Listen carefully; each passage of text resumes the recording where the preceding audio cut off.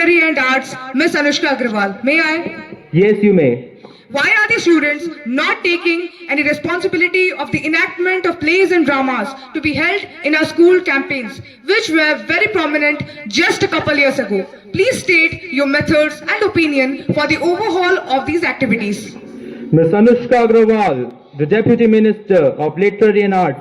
Honorable Speaker, through you, I would like to answer that the reason behind grand plays like Julius Caesar, Hamlet and other creative programs no longer finding a place on our stage is not due to the lack of dedication from our ministry, but it is due to the lack of initiative, institutional support, dedicated funds, rehearsal time and most importantly due to the presence of high academic pressure in our institution. Academic pressure is turned the creative minds into silent ones. We have time for test but not for talent. We read, we write, we learn, we shine. Yet marks only decide if we are weak or fine. We paint the dream, we write the pain. Yet marks only decide our loss or gain. Additionally, our literary and arts events are often sidelined. However, we have consistently encouraged, guided and mentored the students in this field. But it is true that a ministry requires support beyond itself. So our ministry has been the spark, but together with the institution and the students, we can brighten back the stage once again, this time more enthusiastically and beautifully than before. However, we are not here to dwell on decline, but to demand revival. We lost the place, but not the dream. Let's brighten back that shining gleam. Our words still burn, our hearts still try. Yet, without the institution's wing, how can we learn to fly? Today, as the Deputy Minister of Literary and Arts, I stand committed to restore the cultural rhythm of our school, where Shakespeare breathes again, the artistic spark gleams again, and the stage echoes once again and brightens every corridor of our school. Thank you. Mr. Aditya Sattapati, any supplementaries? Honorable Speaker, I don't. You may sit. Question number 6. Mr. Debashish Patra, the Prime Minister. Honorable Speaker, through you I want to put up a question to the Cultural Minister, Ms. Aishwarya Singh. Yes, please. Why are students lacking in creativity nowadays? What steps have you taken or planning to take to boost and encourage the hidden talents of our school? Ms. Aishwarya Singh, the Cultural Minister.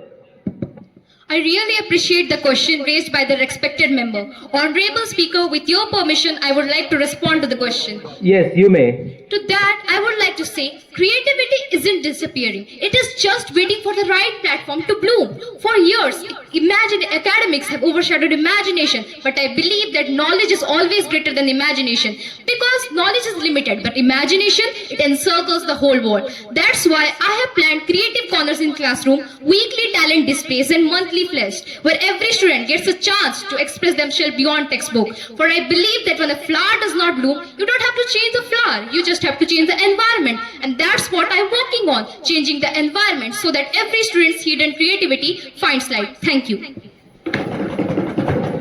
Mr. Prime Minister, any further supplementaries? Yes, sir, I do.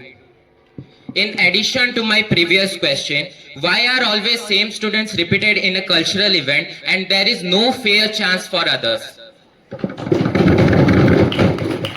Thank you, respected member. Honorable Speaker, through you, I would like to answer this question. I completely agree to the fact that talent is not the property of a few, but the potential of many. The reason why the same students are repeated at the cultural events is not bias, but because of lack of training and opportunity for others.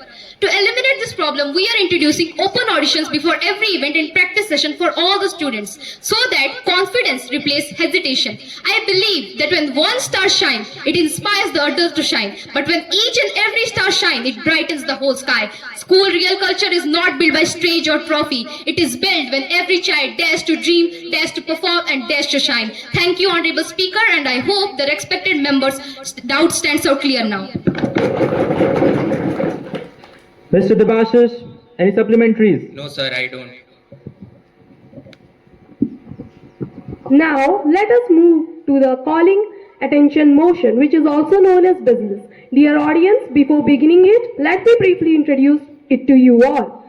This refers and this allows the members to draw the attention of the minister towards urgent matter of student importance. This helps the government to take significant note of important issues that requires urgent actions. Thank you. Proposal number 1, Ms. Rupashri Nayak, the Deputy Minister of Tour and Transport, please. Honorable Speaker, through you I would like to present the urgent needs for the facilities of tours and excursions in our school. We can just start by organizing local excursions and educational picnics to nearby parks, museums and heritage sites. I agree that it may not be possible for the school to take all the classes for excursions every year, but at least the class 10 students can be taken for such trips annually to make their learning experience in this institution memorable. We can also organize digital tourism so that the students can virtually explore famous places around the world. I also suggest forming a travel club and committee to plan such activities responsibly. These clubs and committees can also organize tourism quizzes and competitions which would make learning even more interesting. Now, in the future, our goal should be to arrange at least one excursion or educational trip with proper safety and with the supervision of teachers. Together, these small steps will help build a strong culture of joy, travel and learning experience in our school. Thank you. Someone from the school management, please answer this. Honorable Speaker, through you, I would like to present and raise my firm opposition for the bill proposed to start excursions and tourism clubs at such a time. Yes, excursions may sound attractive, but they try to replace education with entertainment.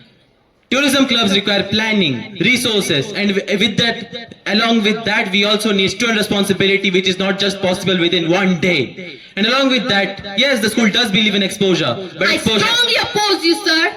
With due respect, I would like to clarify that the intention behind the bill is not to replace education with entertainment, but to enhance education through experience. Honorable Speaker, education doesn't merely bloom within four walls and blackboard. It thrives when lessons Please come to the point, Ms. Kabzurka. Speaker, when we talk about skyscraper 21st century, we are afraid of taking such small steps. Honorable Speaker, planning, safety. Order! Please come to the point. The speaker is biased and partial. You cannot blame the speaker, Ms. Kabzurka. खाने के कुछ और दिखाने के कुछ और. Please occupy your seats. Honorable Minister. The wind is blowing Please. only in one direction, Honorable Speaker, and the Speaker hammers only supports the ruling party. Please occupy your seats, Honorable Ministers. Both the Honorable Ministers. Please occupy your seats. Please keep your discussion brief and to the point. Proposal number 2, Ms. Rupsharani Sahu, the Deputy Minister of Health and Hygiene. Honorable Speaker, through you, I would like to present an urgent need. A major issue observed among students is the lack of awareness about personal hygiene, which affects their overall health and well-being. Moreover, menstrual hygiene remains a serious concern, as our school lack facilities such as sanitary pad dispenser and proper disposal bins in girls' washroom. This not only causes embarrassment and discomfort, but also increases the risk of infection among female students. Therefore, our school should take responsibility in spreading hygiene awareness and providing proper facilities. Regular health checkups, hygiene campaigns and awareness campaigns should be organized in order to educate students about the importance of personal and menstrual hygiene. Thank you. Someone from the school management, please answer this. It's indeed a very good proposal, Ms. Rupsa. Give us some time, the authority will definitely look to it.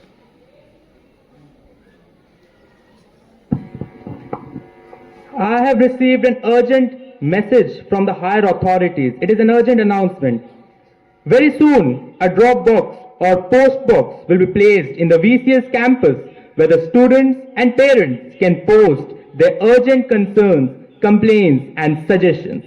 A team will be appointed to look into this matter and the issues will be dealt with. This will ensure a better parents-management relationship.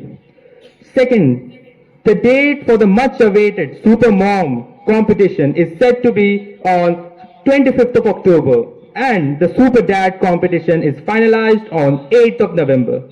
Parents are requested and invited to participate in large numbers. Thank you.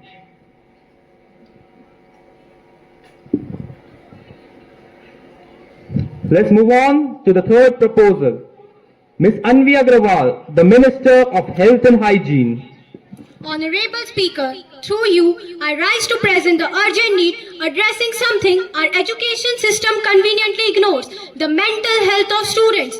We have labs for experiment, codes for discipline, and even periods for physical fitness, but none for the peace of mind. Students are told to be perfect, not peaceful, to compete, not cope. Students today face a lot of pressure, like academic stress, peer pressure, and even social media comparisons. Students hesitate to talk about their feelings or struggles because they fear being judged or misunderstood. The school environment even worsens the mental health of students, like lack of encouragement, etc. I personally being the health and hygiene minister believe that mental